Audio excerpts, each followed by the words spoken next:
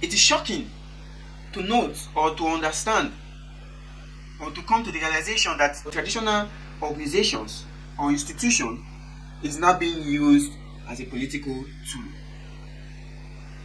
This is as a result of the announcement made by the Lagos media of the upcoming Oru festival that is to take place from on the 1st to the 15th of August. Now, this came as a result of the announcement of the upcoming protest that is supposed to take place from on the 1st of August. Now, they announcing the Oru festival. What does this signify?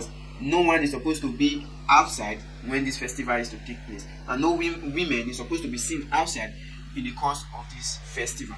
And this begs the question, why now? Why this time, when the people are coming out to vent their anger, their displeasure of the system? Now the traditional institution is being pushed forward to counter these people from speaking out, knowing the fact that protest is a constitutional right of every citizen in a democratic state.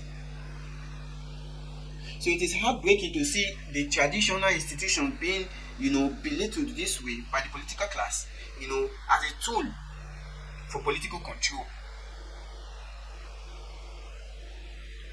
So I don't know why they should announce the festival at this particular time when the people are suffering.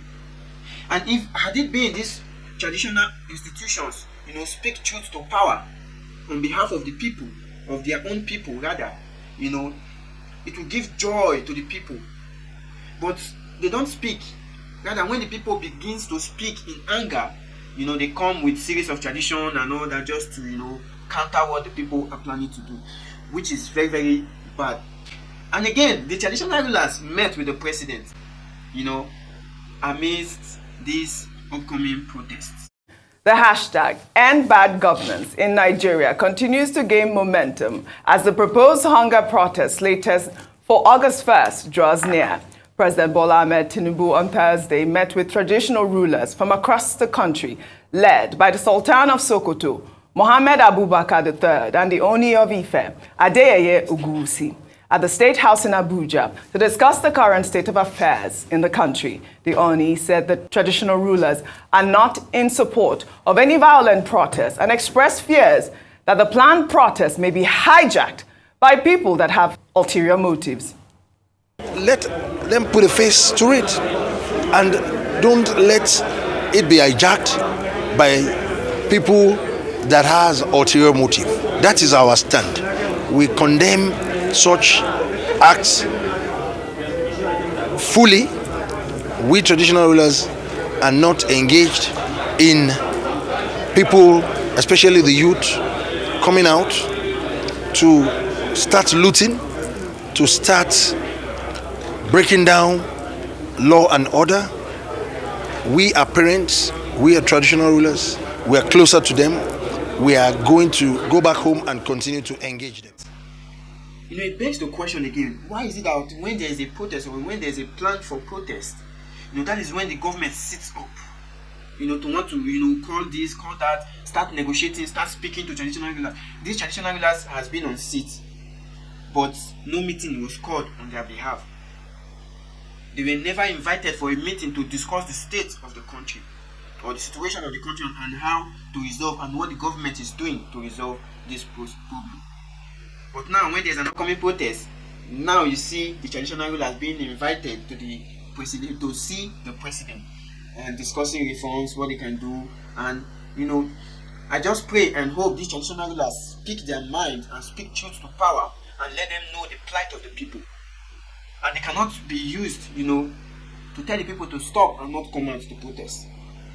Because they were there when these problems began.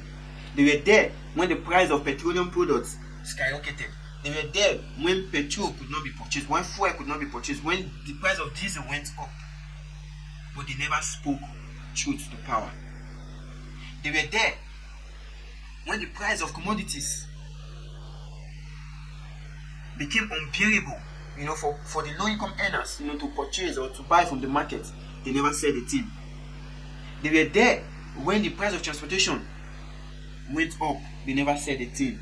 But now the president has called them for a meeting. Now they are speaking, pleading on behalf of the state, for the protest to not be held. It's very sad. It's a sad reality. It's a sad reality whereby our traditional rulers, can only be summoned when the presidency or the government are scared of what the people might do. Had it been they show their displeasure, why being summoned at this particular time? Why not before the announcement of this protest? Then we would have understood that, okay, fine, you spoke their mind, that you shouldn't have called by this time when the protest has been issued, or a date of the protest has been issued. But rather they just, as usual, went with the flow.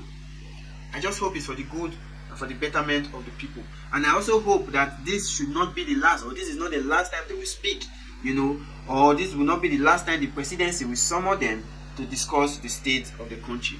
Because it is only in time of emergency that you see them running at skater to call traditional rulers, knowing fully well that the traditional rulers know the pain of the people. Most of the time, they don't speak up.